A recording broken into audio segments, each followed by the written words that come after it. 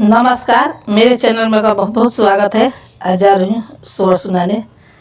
बहुत सुंदर स्वर है, मीठा भजन है। पोखर खनवाले राजा दशरथ है रे राजा दशरथ हो। ए ललना बिना रे मंदिलावा के पोखरा त पोखरा नहीं मो निभावे पोखरा नाही मन भावे हो। ए ललना बिना रे मंदिलावा के पोखरा त पोखरा नाही मन भावे पोखरा नाही मन भावे हो।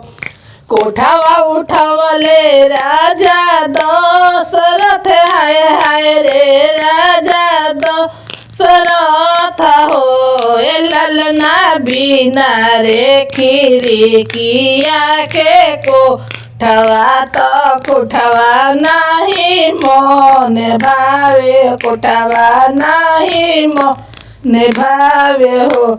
ए ललना बिना रे खिड़किया के कोठवा तो कोठवा नहीं मन भावे कोठवा नहीं मन भावे हो। रानिया उतरली रानी दशरथ है रे रानी दशरथ हो। ए ललना बिना रे रानिया के महल तो महल नहीं निभावे महल नहीं मन भावे हो।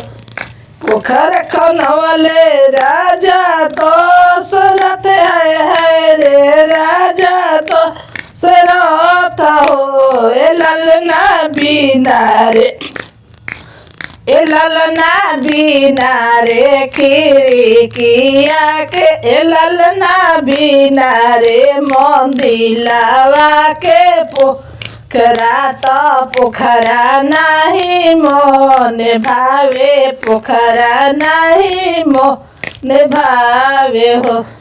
वीडियो पसंद है तो वीडियो को लाइक कीजिए, चैनल को सब्सक्राइब कीजिए। फिर मिलते हैं अगले वीडियो के साथ।